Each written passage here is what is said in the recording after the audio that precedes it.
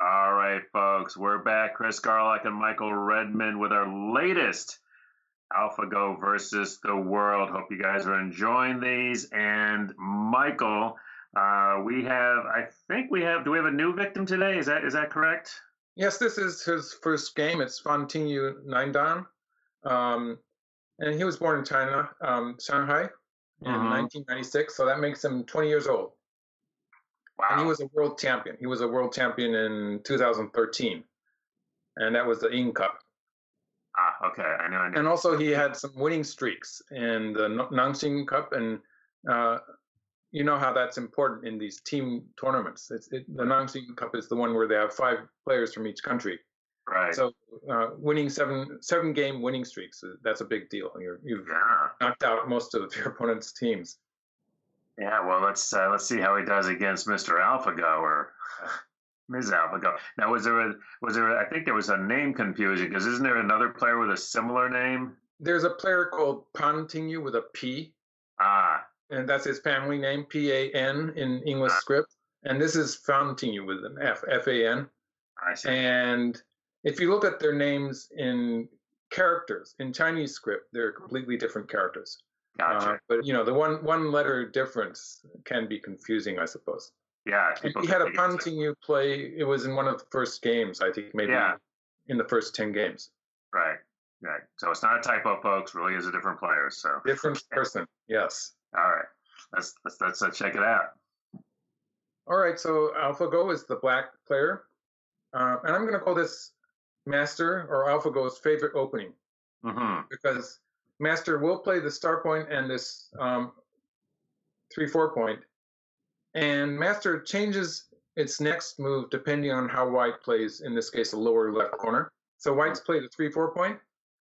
For instance, if White plays a star point, Master goes for the big Simari. So if I recall correctly, it immediately plays the big Simari. Although actually it might have some variations for this. But when White plays the 3-4 point, this is a position where the human player would most often play this move. And you're going to see this with some of the human players playing against AlphaGo. But for AlphaGo does not play the Kakari immediately, but it's going to play one corner enclosure here. And this is where the human players almost always play to the right side. So if White plays here, this is the game move. Otherwise, White could play splitting the side. When White splits the side, then AlphaGo is going to play the Kakari. So it's very similar because in the game, White played here once, and then White played here, after which AlphaGo played the Kakari. So it's just a question of whether White has played this exchange. And you might think that that doesn't seem to make any difference, right? It's just that one exchange of 2 stones. Is it really going to change how Black plays in the lower left corner? But actually it is. For AlphaGo, there's a difference there. And that's something I've had some fun making hypotheses about. Okay. Because I did find a variation where this marked black stone becomes a ladder breaking move. And so that could have to do with AlphaGo's choice there. Although there was no way to check it with AlphaGo. Just to back up a move here, when Black plays here, or even with the previous White move, but in this game we're going to discuss this position. This is a position where modern computer programs like Lila Zero or Katago don't really like to play towards the side like human players do. Like in most of the games, we're going to see White play this. I think in some games, we're going to have the same opening with White playing something like this, which is, as far as computer programs is concerned, this is even worse in that it gets a lower score. Just to show you what computer programs would play, either a computer program would play something like this, just ignoring the right side, or it would play this. This is the move that I sort of like. It's a move that I played with some success myself. And the idea with this move is to get one extra forcing move in the lower right area. So if Black continues like this sequence is sort of a Joseki-like shape, and White can continue by cutting at the 3-3 point or curling around here. And I tend to like the cutting move better. So I'm going to show you this one. And white gets to this point. White plays this extension on the side.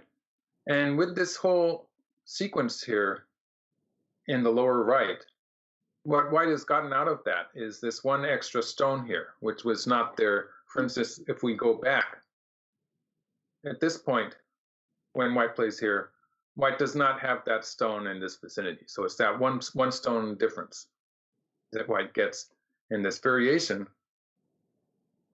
where white does get that one stone. The price, of course, is that black's corner here is very much more solid than it was before. But computer programs don't seem to worry about that solid territory. They're more important about controlling areas of the board in the opening. And that's what this marked white stone is doing. White is getting some extra potential there on the right side. And I like this too. When I have played this, I've had some success with white. So it seems to be good. It's working for me anyway. So this is the move that I like. And I made a video of it, so I'll redirect people to that if they want. But in the game, white just extended. And black plays the kakari. And we sort of know now that computer programs will suggest this move. This is the move that computer programs like. Or otherwise, white could play a diagonal move. Or sometimes could kick first. And actually, it turns out this is the one that I would be willing to try out in the game. This is my favorite, just because the fact that black already has a position in the lower right here, it means that when white plays moves like this, it's going to be relatively difficult for white to develop towards the lower side, because black is sort of waiting there in the lower right corner already.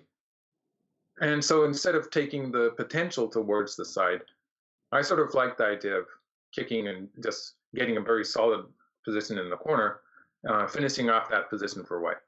Especially because white is, in general, white is trying to keep things calm and depend on the komi to catch up. And so it generally benefits white to have the game relatively peaceful, while it benefits black to have it more exciting. And when white plays moves like this, there's always the fact that black can attack at some point with a move like this, and it's going to be more volatile. So back to the game. So I've discussed these three moves, which people play now, but at the time we didn't know that. So everyone was playing a pincer. The moment white plays this pincer, black's winning percentage is going to go up. Yeah. According to Lee Sedol or Katago, that is. Katago is the one I'm using here because it allows for the komi. And so since this game is played at 6.5 komi, I feel that Katago might be more accurate when Leela Zero uses a 7.5 point komi. So with Katago, I can adjust for the 6.5 point komi. And Katago at this point is saying that when black plays 11, that's this move here, black has a 57% winning percentage. So that translates to about 9 points. And we should be clear, because you've talked about this quite a bit about the komi, and I think we just need to stress that.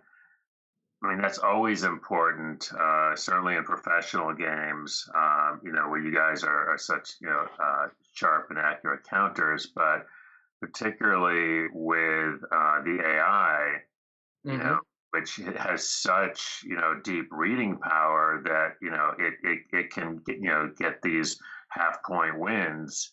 The komi makes a big difference. Makes a big difference. A lot. Just looking at AlphaGo's games that it plays against itself, usually, quite often the difference is a half point difference. Exactly. Although it's just because it knows it doesn't. When it makes mistakes, it doesn't make losing mistakes. So sometimes the game is a bit further apart, and it sort of just gets that close at the end. But for instance, with just comparing Katago and Leela, it's pretty obvious and easy to understand for me, because in the opening position with no stones on the board, Leela will give black something like 43% winning percentage, while Katago actually seems to like black a little better in general, but also with a 6.5 point komi, it will adjust for that and will be giving black I think it's something like 52, 53%. Mm. So giving black a slight advantage. And it seems to think black is winning by 8, 9 points to start with. So it seems to like black anyway. But you can see that the komi is, the fact that it is adjusting for the komi is shown in the winning percentage that it gives. Right. So the point that I find interesting here, and I might have talked about it earlier, is that black plays the large knight's move here when this exchange is played. But otherwise, like just to go back to this point, if white had simply played here and we had the same sequence here, then we maybe later in the series we'll be seeing games where AlphaGo plays this way. So it plays the small knight's pressing move and when white has not played that exchange. And it's going to win anyway, it wins all the games, so it's going to win anyway. But without that exchange in the upper right, it plays the small knight's move. And with that exchange, as we have in this game, it's going to play the taisha, the large knight's move here. So I tried to figure out why. And one explanation for that is that when we get into this variation,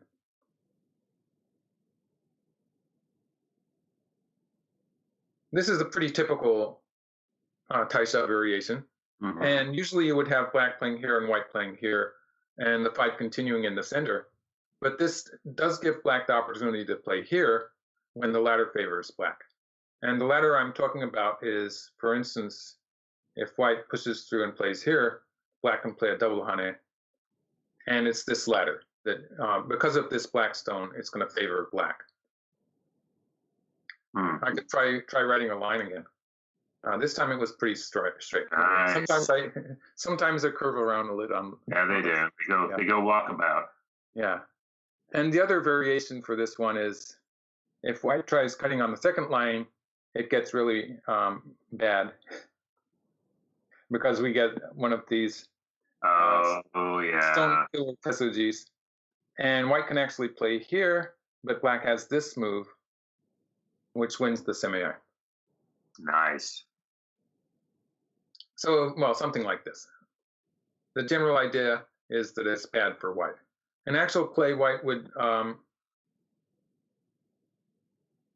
change at this point and play something like this that avoids the ladder variation. And this would be another game. It would be playable for white, actually.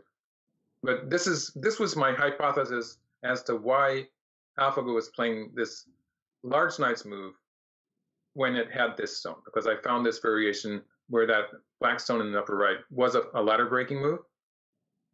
But it was just sort of, maybe I was just amusing myself because, there's so many variations to this. For instance, black might not even wedge. There's so many variations. Both players have so many choices that there's no, I can't guarantee that it's going to go into that variation that I was just showing you. Like in this case, we could have something like this happen. And this looks, actually it looks okay. Maybe compared to the game, it's relatively good. This looks like it's an even result. Mm. But I should go back to this move and say that when AlphaGo plays this large knight's move, already programs like Katago are giving black a good winning percentage. So I suppose it's good for black after all. In the game, white plays here.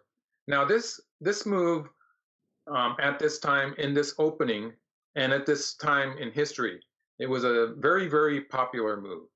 Like this was the way that white played in this position, in this board position. And black plays here and white crawls. And actually, you might be thinking you've seen this before. I was just thinking that. Because there were 3 games. If I remember correctly, it was game number 5, number 7, and number 9, in which this opening was played. And every time, actually, white was crawling here. And this was the strategy that people had at the time in 2016, was that white would crawl here. And we thought, obviously, playing a hane on the 4th line here is so effective that black will be forced to extend. That was the reasoning that we had. After playing this exchange, the lower side has become relatively small because white has scrolled once more and the size of the side is smaller. So now white can return to the left side, for instance, with something like this. So this is was white's plan, and this is what we thought at the time. This was what everyone thought. Black 2 here is so important that there's no way that black's going to play away, we thought. And so white's going to get to play on this side. And if black plays here, it's not a big deal because now it's just the 3 spaces here. Not the lower side is not so important, so white can just play another move on the upper side, for instance, maybe something like this. At the time, we would leave space for a 2-space extension, and it would be perfectly okay for white. So that was the reasoning we had. It turns out that in the 3 games that we've already made, game number 5, 7, and 9, in each case, AlphaGo was playing here and was ignoring the crawling move. And every time later on in the game, every time that someone tried playing this move, which was supposed to be so super effective, AlphaGo would just maybe play 1 Hane and then play away again. And basically nothing amounted from it because black already had this position in the corner and white had very little room to expand from that. So this Hane at 5 was not nearly as effective as we thought it was. And in some of those games, white would continue to try to attack black in the lower left area. It turns out white would spend a lot of moves and have no success in trying to attack black. So that was the pattern in which many of the players lost. Tingyu has had, say, maybe 1 or 2 days to see that happening. Because you should remember, it's still the end of December. Right. And so it's just been 1 or 2 days, I think. This is game number 27. So I think, by my reckoning, I think it's the 3rd day of AlphaGo's visit to the internet. So he tried something different. This is the old Joseki. So with this move, white is not playing here and trying to force black to extend. Instead, white is finishing that local position with just playing 1 move. So it's cooling down the lower side, and now white's going to be able to concentrate more on continuing on the left side. So this was Tingyu's plan. He obviously, I would say, he saw that the other players were getting into trouble by crawling, so he thought that was the mistake. It turns out, I think with computer analysis, white was supposed to play on the left side immediately. So moves like this or moves like, I saw both of these moves suggested. So they're both moves that get pretty high scores. So he tried something new, but it wasn't correct, if you might say, according to our modern computer programs. So black invades. White jumps out. This is pretty normal. Otherwise, white could extend here. And actually, I think I tried this in a different commentary of a different game of this series. It is it's very difficult for white to follow up here because this stone here is very cramped. And so when a computer program continues here, it's never clear whether the computer program is trying to save that stone or trying to throw it away. And so it's a bit confusing. So it would be, especially since we have to remember this is a blitz game, it would be very difficult to implement that for even a human pro. So I'm going to say this is okay. But at this point in the game, white curled around here.